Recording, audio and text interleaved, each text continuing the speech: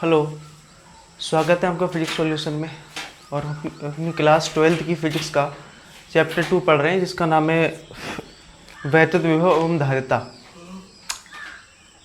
ठीक है, और इसमें हम लोगों ने प्रीवियस वीडियो में जब कोई आंशिक पदार्थ संधारित्र की प्लेटों के बीच में आंशिक रूप से भरा होता है तब उसकी धारिता का फॉर्मूला निकाला था, और संधारित्र की वैद्युत स्थिर ऊर्जा का फॉर्मूला निकाला था, जो कि निकल के आया था U बराबर 1/2 CV स्क्वायर। आज की क्लास में हम लोग न्यूमेरिकल्स करेंगे संधारित्र की ऊर्जा से रिलेटेड, संधारित्र की धारिता से रिलेटेड। ठीक है, और हमारे चैनल पर क्लास 11th की भी फिजिक्स की क्लासेज जो है वो चल रही है। तो चलिए स्टार्ट करते हैं। पहला न्यूमेरिकल, पहला क्वेश्चन है जिसमें लिखा है 6 माइक्रोफैरेड के एक संधारित्र को 100 वोल्ट तक आवेशित किया जाता है। तो संधारित्र की हमें ऊर्जा ज्ञात करनी है।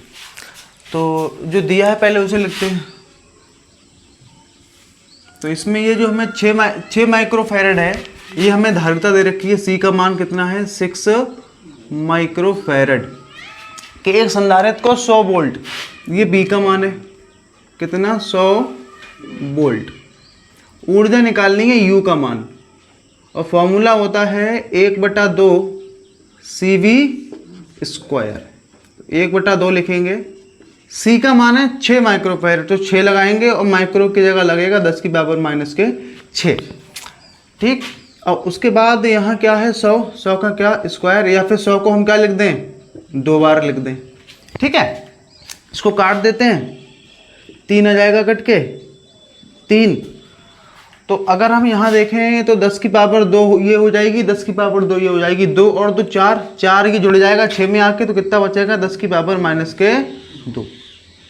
तो इतनी क्या आ जाएगी हमारी? ये इतनी जूल आ गई है, इतनी जूल, ये हमारा आंसर आ जाएगा। ठीक है, तो करते हैं अगला क्वेश्चन। एक 8 माइक्रोफैरेड के एक संधारित्र का विभवांतर 20 वोल्ट से बढ़ाकर कितना कर दिया है? 30 वोल्ट। तब बताना है इसकी ऊर्जा कितनी बढ़ जाएगी।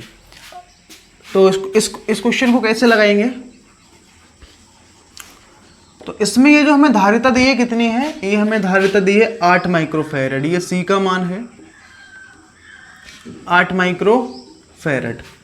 ठीक है, तो पहले इसको विभवांतर बेटा कितना दिया गया है? 20। तो हम पहले क्या करेंगे? पहले इसकी ऊर्जा निकालेंगे। ठीक है, और बाद में इसको विभवांतर कितना दे दिया है? 20 से कितना हो गया? ये 30।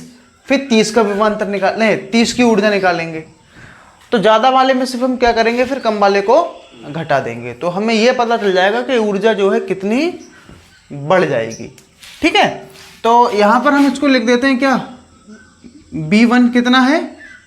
20 वोल्ट। कितना है? 20 वोल्ट।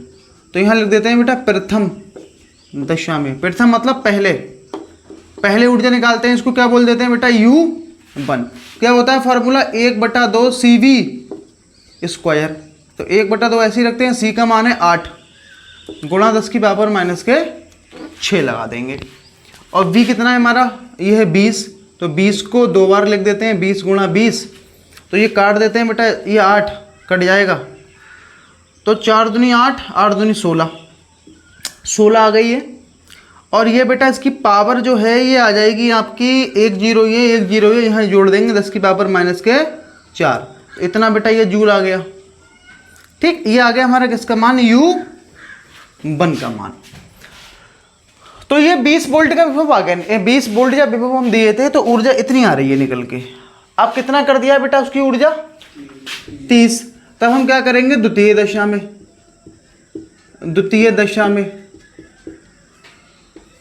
तो क्या धारिता बदलेगी? क्या इसकी धारिता बदलेगी? धारिता नहीं बदलेगी, क्योंकि जो धारिता पहले थी अब भी धारिता बेटा क्या रहेगी?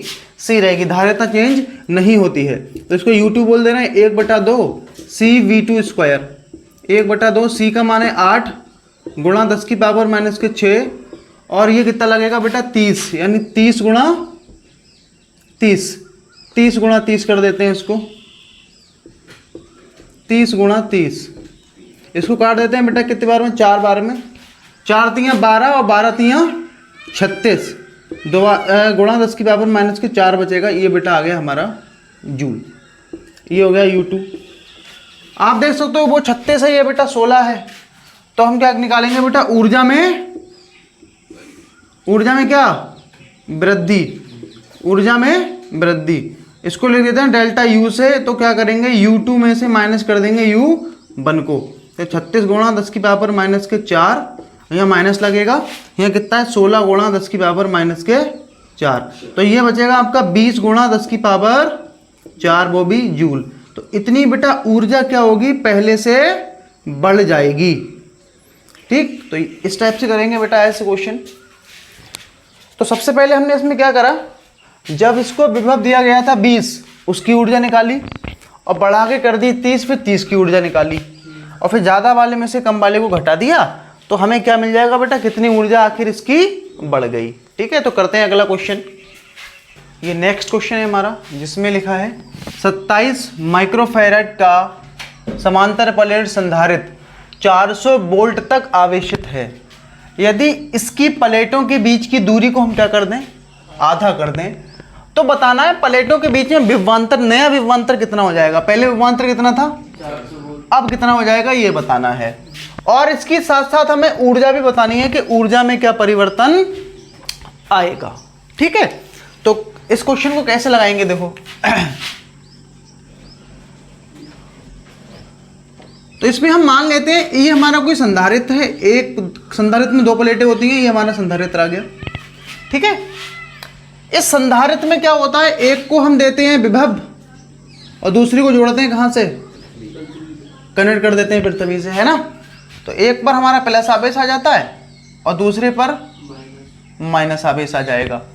और इसके बारे में हमें क्या क्या दिया है, ये कितना विभव दिया गया है बेटा, इसको B का मान कितना है 400 वोल्ट, कितना है 400 वोल्ट। और इसकी धारिता कितनी है, C का मान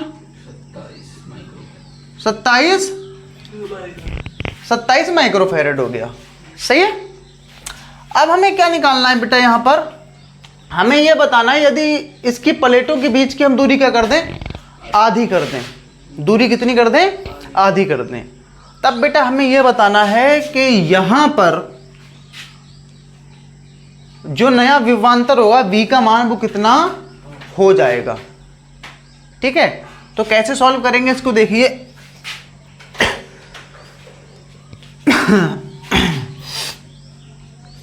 तो प्लेटों के बीच की दूरी क्या कर दी है बेटा, यहां से पहले इसकी ऊर्जा भी निकाल लेते हैं। तो ऊर्जा क्या आएगी निकल के बताओ, U बराबर क्या होता है formula, 1/2 CV square, 1/2 CV square. इसको रखते हैं 1/2, C का मान कितना है 27 गुणा 10 की पावर माइनस के 6।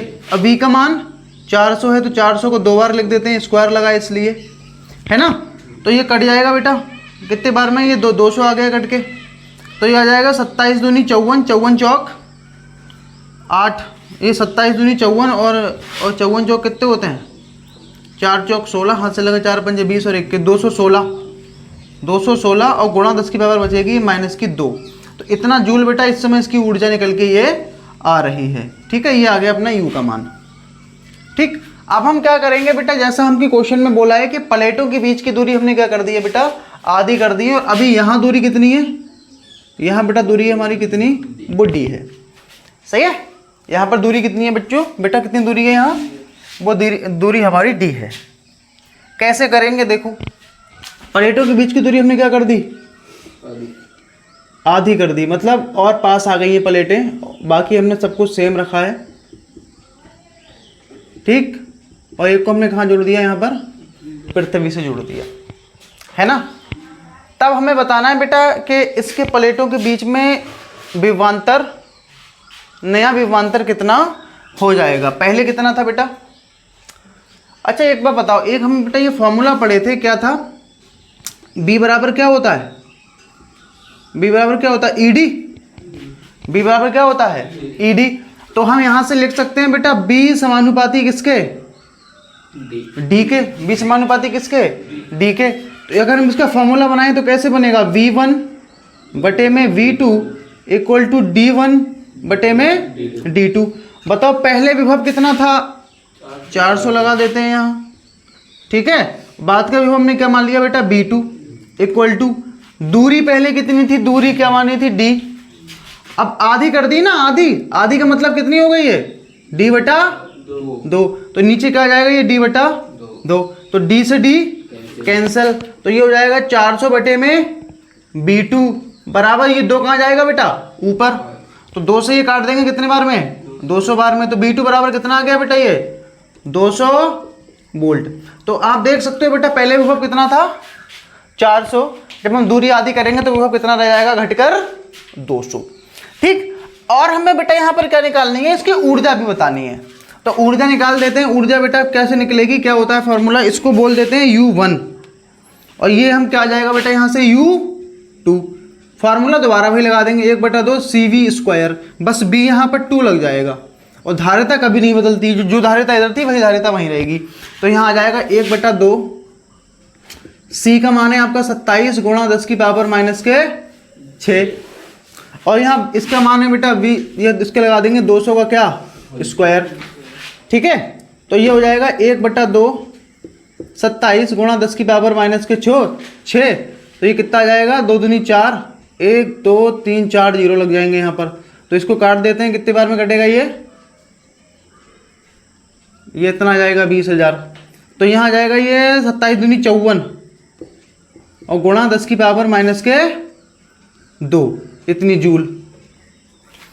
तो ऊर्जा का बेटा क्या करेंगे, पहले इतनी थी बाद में इतनी रह गई, तो ऊर्जा का अंतर, ऊर्जा क्या होगी बेटा, ऊर्जा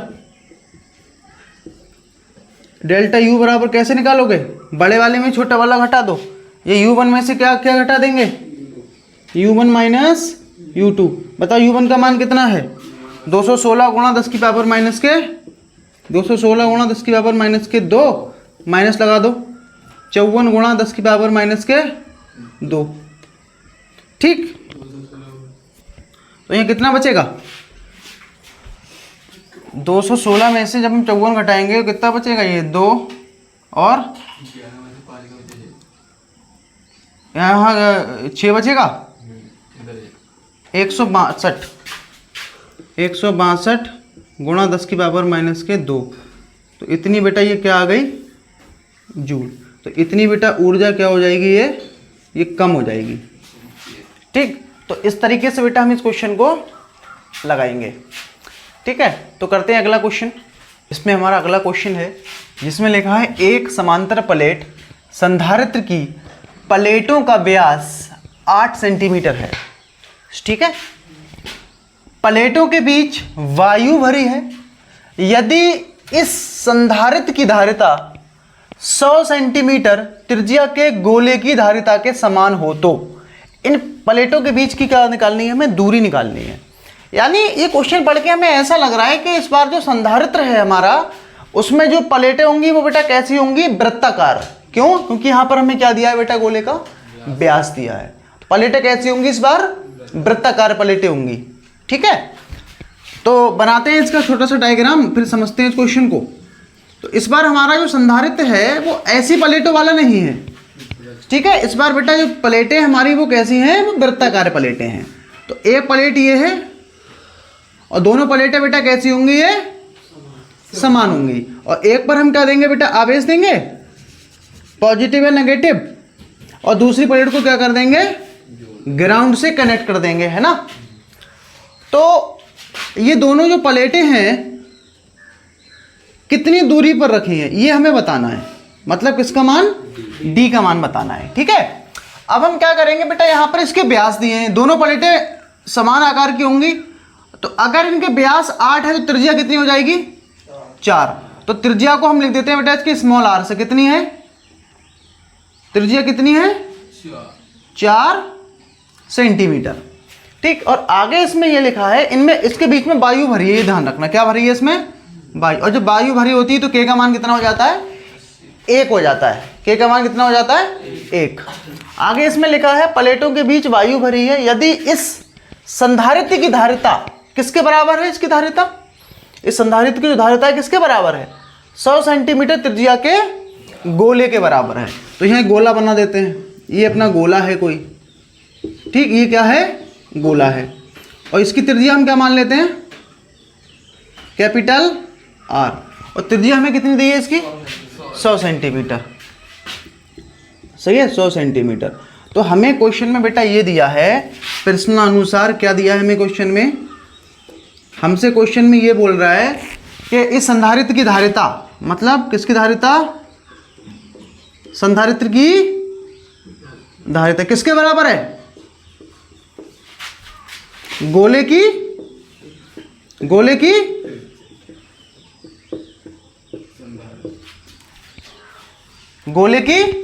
धारिता के। यहां देखो ना पढ़ के लिखा है, यदि इस संधारित्र की धारिता 100 सेंटीमीटर गोले की त्रिज्या के 100 सेंटीमीटर त्रिज्या के गोले की किसके बराबर है, धारिता के बराबर है। मतलब संधारित्र की धारिता बराबर गोले की धारिता। बताओ संधारित्र की धारिता का फॉर्मूला क्या होता है, C बराबर के ए एप्सिलॉन नॉट बटे में डी, के ए एप्सिलॉन नॉट बटे में डी।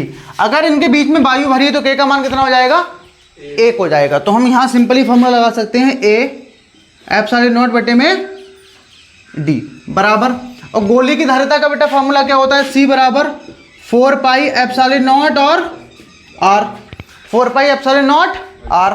तो यहाँ लगा सकते हैं 4 पाई एप्सिलॉन नॉट R। कुछ कट रहा है क्या, यहाँ से ये एप्सिलॉन से एप्सिलॉन कट जाएगा, ठीक, और कुछ नहीं कटेगा। तो यहाँ बचेगा A बटा डी, और यहाँ आ जाएगा 4 पाई R। यहाँ पर A क्या है, A क्या है इधर, A है बेटा इस प्लेट का क्षेत्रफल, और प्लेट हमारी कैसी है, वृत्ताकार, और वृत्त का क्षेत्रफल क्या होता है, पाई R स्क्वायर, पाई R स्क्वायर बटे में कितना लगा देंगे, D लगा देंगे, इक्वल टू 4 पाई का 4 पाई रख दिया, और यहाँ पर कैपिटल R। तो पाई से पाई और कैंसिल हो जाएगा, यहाँ बचेगा स्मॉल r स्क्वायर बटे में D इक्वल टू 4R।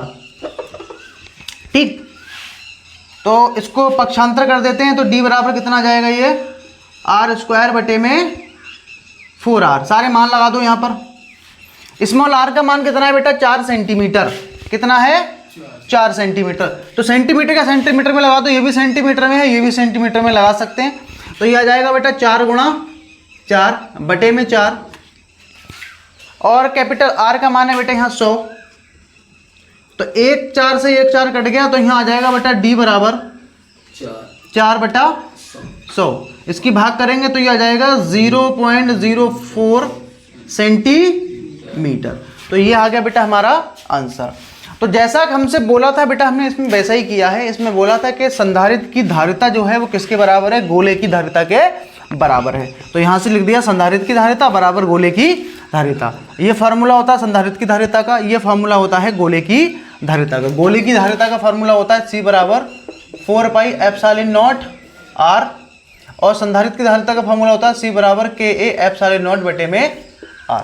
ये जो K है बेटा, ये होता है परावैद्युतांक, ये माध्यम पर डिपेंड करता है। जैसे यहाँ माध्यम क्या भरा था इसके बीच में, वायु, तो वायु के लिए बेटा K का मान होता है 1।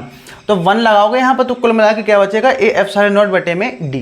तो ये संधारित्र की धारिता आ गई, ये गोले की धारिता आ गई। जो कटा वो काट दिया, ए का मान लगा दिया, प्लेट का क्षेत्रफल पाई R स्क्वायर बटे में D, और फिर फाइनली हमारा D का मान आ गया। तो दोनों प्लेटों के बीच की दूरी कितनी होगी यहाँ पर, 0.04 सेंटीमीटर। ठीक है, तो करते हैं अगला क्वेश्चन। इसमें लिखा है एक समांतर प्लेट वायु संधारित्र की धारिता कितनी है, 2 माइक्रोफैरड। ठीक है, आगे इसमें लिखा है जब इसकी प्लेटों के बीच की दूरी की 3/4 मोटाई की के परावैद्युतांक वाली एक हम प्लेट रख दें, तब बताना है संधारित्र की धारिता 4 हो जाती है। तो उस के का मान बताना है, मतलब उस पदार्थ का क्या बताना है हमें, परावैद्युतांक। आगे इसमें लिखा है प्लेटों का क्षेत्रफल और परावैद्युत पदार्थ का क्षेत्रफल हमने चेंज नहीं किया है। ठीक है, देखो इस क्वेश्चन को कैसे लगाएंगे।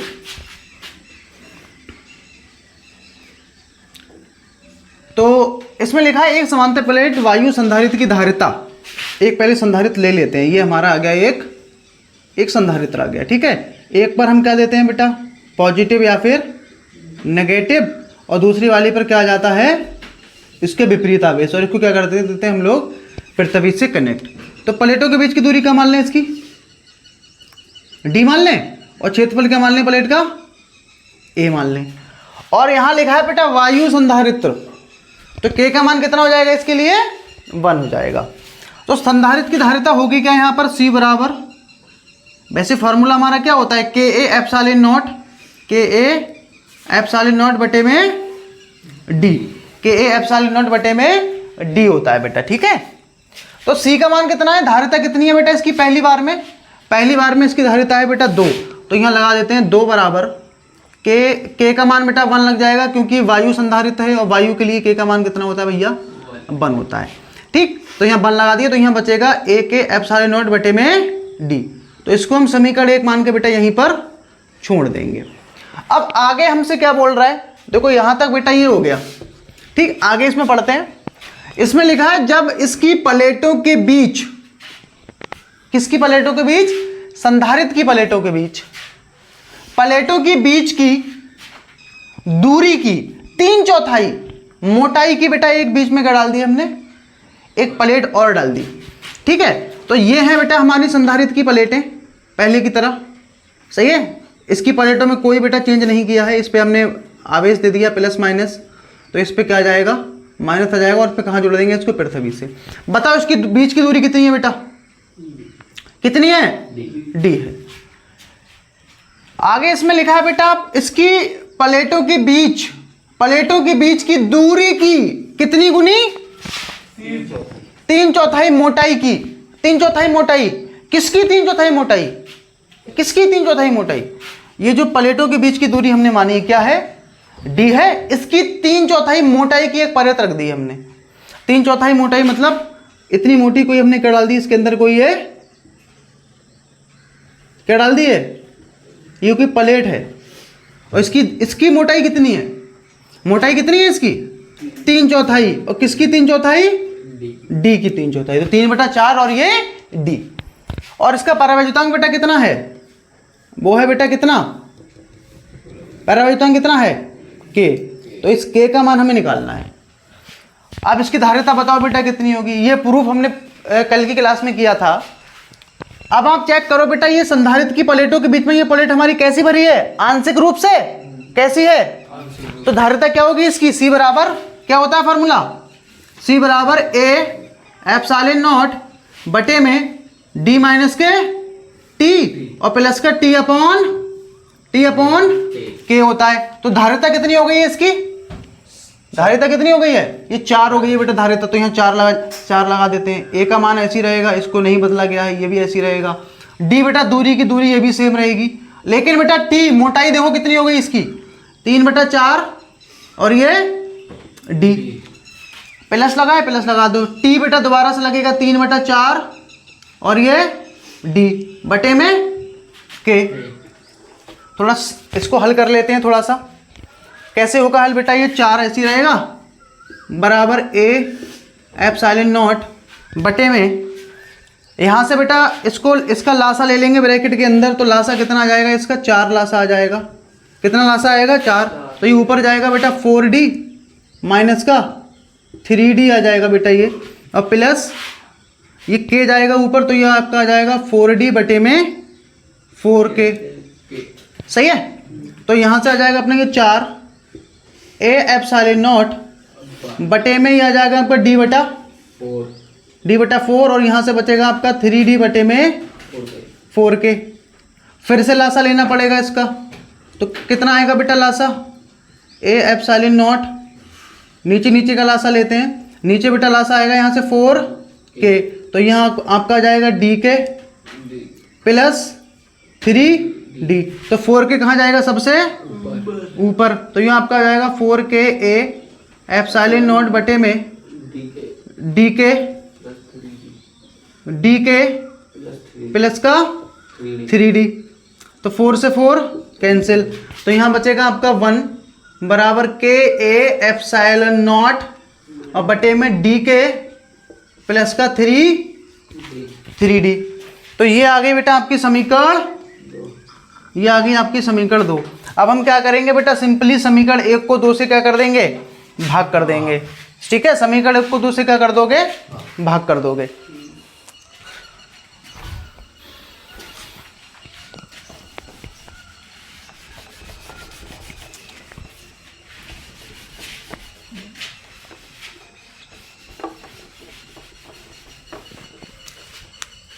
तो यहाँ लिख देते हैं समीकरण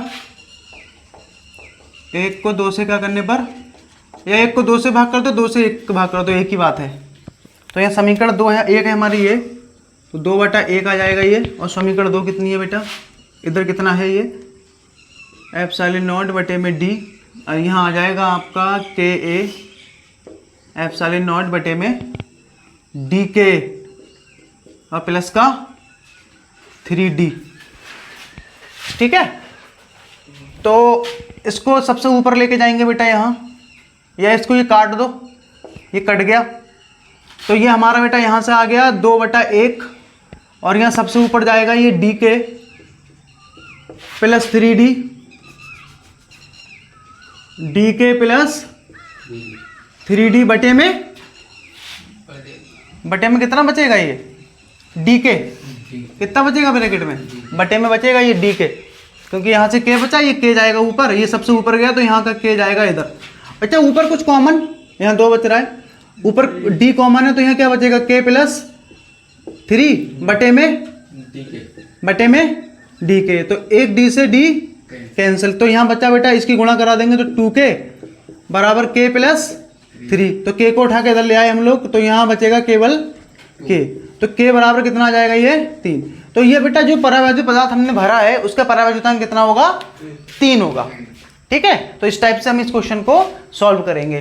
तो मिलते हैं बेटा नेक्स्ट वीडियो में, जिसमें हम कुछ और अच्छे लेवल के क्वेश्चन करेंगे। और हमारा अभी इस चैप्टर में एक टॉपिक और बचा है, संधारित्रों का संयोजन, जिसमें हम पढ़ेंगे समांतर किरण संयोजन और श्रेणी किरण संयोजन। ठीक है, तो मिलते हैं नेक्स्ट वीडियो में, अब तक के लिए थैंक यू।